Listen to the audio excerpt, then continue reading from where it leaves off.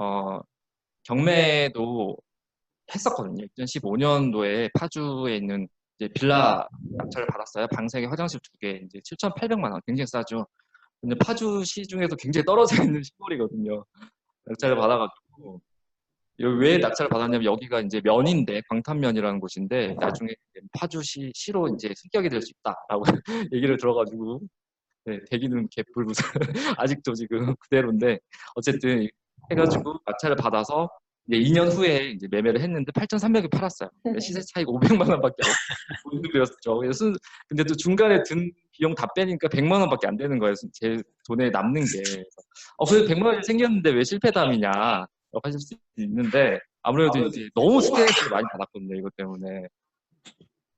알고 보니까 이 집이 문제가 있던 집이었어요. 그러니까 명도를 이제 생각하면서 세입자분을 만나잖아요. 명도장 계획을 세우는데 세입자분이 너무 착하신 거예요.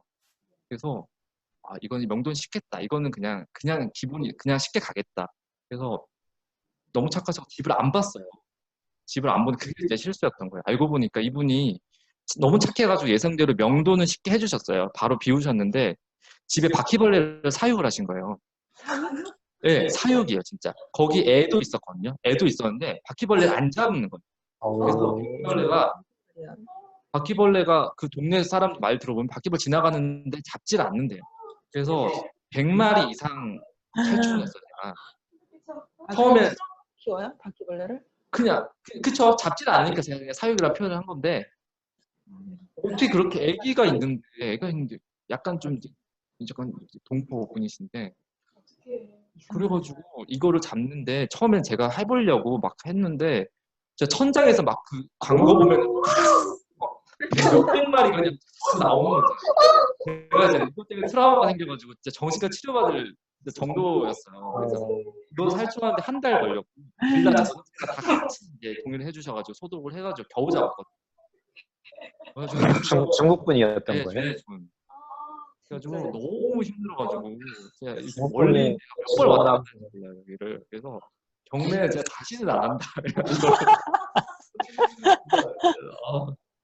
이상한 경험 하셨네요. 네, 좀 안 좋은 경험했죠. 그래가지고 경매를 만약 하신다면 저는 주택보단 토지를 추천해드리고, 주택은 너무 치열하기도 하고 사실 수입 크지도 않더라고요. 요즘에. 그래서 땅은 그래도 좀 저는 이제 단체 투자를 이제 추천해드리는 게, 제가 또 이제 다른 단체로 하는 게 있어요. 토지 그 투자를 그러니까 누구 왜 100명 이런 식으로 큰 물건들을 받아가지고 이제 해서 이제 해주는 그런 클럽이 있어요. 그래서 거기 가입비가 이제 좀 한 1,000만 원 정도 되는데 대신 수익률은 괜찮아요. 연수익률은 20에서 30% 정도 꾸준히 나오거든요. 그래서 가입비 충분히 뽑고도 남죠. 그래서 그런 거는 좀 괜찮은 것 같다 생각이 들어요. 알아서 이제 다 해주니까, 나는 이제 투자만 하면 알아서 뭐 유치권 뭐 이런 거 법정 지상과 해결 다 알아서 딱 해주니까 괜찮은 것 같더라고. 이런 건 추천드리고 싶고. 그래서 저는 생각하는 게 이제 쉐어하우스인데, 쉐어하우스를 하게 된 거는 이제 원래 혼자 못 살았어요. 겁이 많아가지고 잘 때도 불을 켜고 자야 돼요. 귀신같은 게 나올까 봐 너무 무서워가지고. 그래서 항상 이제 투룸 같은 거에서 하우스메이트를 드렸거든요. 근데 이게 이제 용돈 벌이도 약간 쏠쏠하더라고요. 그리고 제가 군대 입대했을 때 제가 3천만 원짜리 원룸을 살았는데 이걸 이제 빼고 가려고 2년이니까 했는데, 아는 누나께서 제가 한 달에 30만 원 줄 테니까 내가 살겠다라고 해서 2년 제대하니까 이게 700만 원의 용돈이 생긴 거예요. 괜찮다. 그래서 이제 이런 쪽으로 눈을 뜨기 시작해가지고, 제가 2016년도에 화곡동에 신축 오피스텔을 구해가지고 방세개 화장실 2개로 전세 2억 1천에 이제 받았어요. 그래서 대출을 운이 좋게 이제 그때는 대출이 잘 나올 때라서 전세자금 80%랑 나머지는 회사 대출로 해가지고 100% 대출로 해서 내 돈 하나 안 드리고 이제 그래서 쉐어하우스를 처음에 제가 이제 살다가 제가 이제 나가고 이제 세를 줬는데 1인 보시는 것처럼 1인실 40, 1인실 35, 그러니까 하나는 4인실로 줬어요. 그때 4인실 잘 나갈 때. 지금은 1인 한 방에 4명까지요? 네, 기숙사처럼 10대 18, 18 이런 식으로 나눠가지고 했어요. 그래서 145만 원이 나오더라고요. 매출이. 매출에 다 공개할게요, 제가. 그래서 월 이자 65만 원 빼고 나도 수입이 한 70만 원 정도가 남는 거예요. 내 돈 투자한 거 없잖아요. 전 시설비만 투자를 한 거죠. 시설비 한 300 들었는데 그건 어차피 나중에 뭐 권리금을 받을 수도 있는 거니까 그건 일단 좀 제외를 해놓고 얘기를 하면 그래서 돈 투자 하나도 없이 70만 원 정도로 이제 수입이 되니까 아, 셰어수가 괜찮구나 라고 이제 생각을 한 거죠. 근데 지금 물론 상황이 좀 바뀌어가지고 대출도 이제 줄어들고 4인실도 장사가 안 돼서 이제 2인실로 바꿨어요. 그래서 지금은 조금 수익이 낮아졌는데 그래도 이제 좀 괜찮은 거죠. 그래가지고 사진 보시면은 이제 신축 그냥 오피스텔이고 안에는 그냥 깔끔해요. 그래서 인테리어는 할 게 전혀 없었어요. 저는 이제 계단이 이제 좀 내려가는 복층이어가지고 특이하더라고요. 어, 위에 방이 하나가 있고 방 두 개는 내려가면 이제 있고 화장실은 층마다 하나씩 있고 네. 그래가지고 4인실은 제가 그냥 이렇게 2층 침대 넣어가지고 네, 운영을 했었어요. 별로 뭐 한 거 없어요 인테리어는. 그래도 이제 공실 없이 잘 이제 되더라고요. 그래서 이제 또 2호점을 오픈을 했어요 화곡동에. 이번에는 제가 매입을 해가지고 방 4개짜리 빌라가 1억 7천에 되게 싸죠. 네, 나와가지고 이제 매입을 해가지고 대출을 한 1억 4천 받고 제 돈 3천 해서 했는데 월 이자 한 40만 원 정도 나갔거든요. 그래서 1인실 다 1인실로 이거는 해서 29, 29, 29, 35 이런 식으로 해서 매출이 이제 122만 원이 받았고 월이자 40만 원 빼면 순이익 82만 원. 그래서 3천만 원 투자를 해서 이제 82만 원 정도 수익이 나온 거죠. 수익률을 따지면 한 연 30% 초반. 그래서 나쁘지 않은 네, 수익률이고 이것도 이제 공실 없이 잘 이제 운영은 되고 있어요. 여기도 이제 수리가 다 이미 돼 있어가지고 제가 인테리어 할 건 없었어요. 그냥 가구 놔두는 정도만 했었고 수리는 다 앞에서 잘 해주셔가지고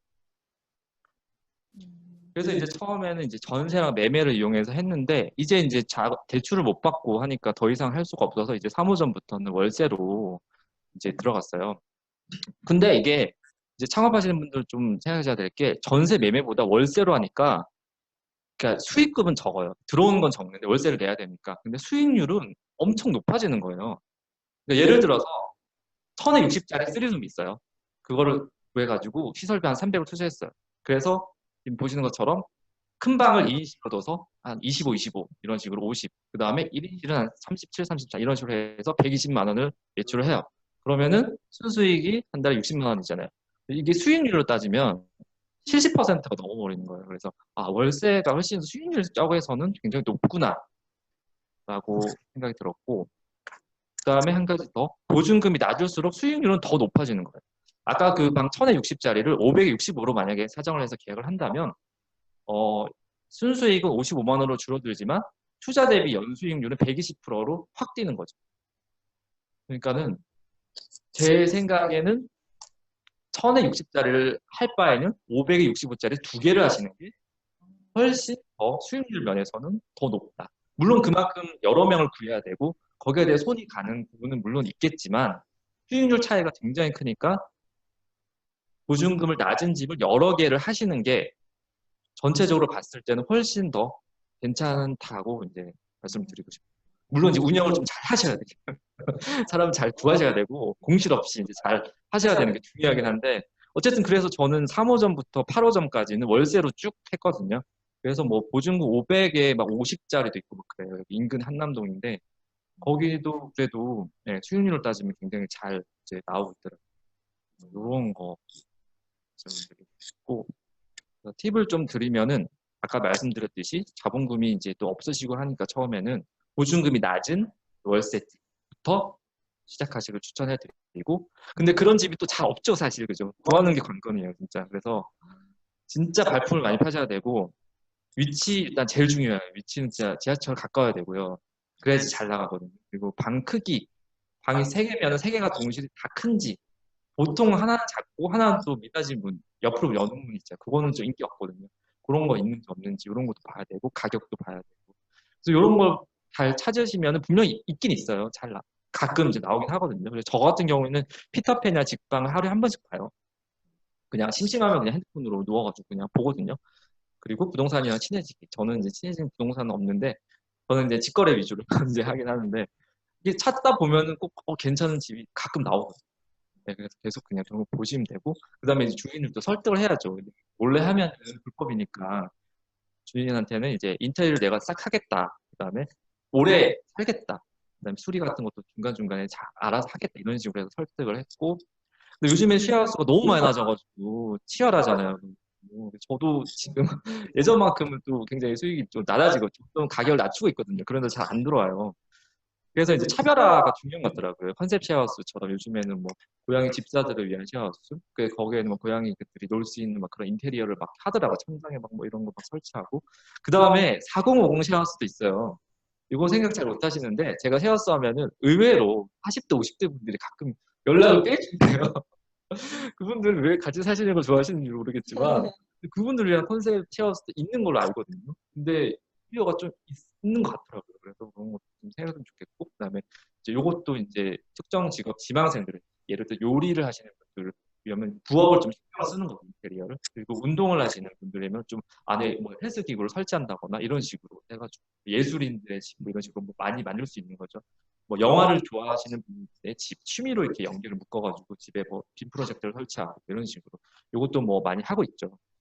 그래서 저는 이제 뭐 컨셉은 따로 없고 저는 남성 전용으로만 운영을 하고 있거든요. 쉐어하우스의 80% 이상이 여성 전용인데 그래서 남성분들도 수요가 좀 있어서 저는 그냥 남성으로 가고 있어요. 제가 남자니까 아무래도 제가 들락날을 하기 편하니까 남성으로 하고 있는데 어, 남성이 많이 없기 때문에 약간 좀 유리한 건 있는데 대신 청소를 너무 안 해요, 남자들은. 그래서 조금 관리하기 조금 짜증난다는 거. 그리고 이제 저는 또 추천해드리는 게 요즘에는 나중에도 제가 이따가도 말씀드릴 건데 애매한 어정쩡하면은 좀 살아남기 힘든 것 같더라고요. 그래서 차라리 아예 싸게 하거나 아니면 아예 진짜 럭셔리하게 꾸며가지고 비싸게 받거나 둘 중 하나인 것 같아요. 중간 단계는 너무 많아가지고 그거는 별 경쟁력이 없는 것 같아요. 그래서 저 같은 경우에는 약간 좀 저렴이로 좀 가고 있거든요. 그러다 보니까 사실 공실은 없어요. 싸긴 싼데 경우 수익은 낮아지지만 그래도 공실은 거의 없어요. 8개가 그래도 공실 없이 잘 이제 돌아가고 있거든요. 그래서 그런 극단적인 선택을 하시는 것도 괜찮은 것 같다는 생각이 듭니다.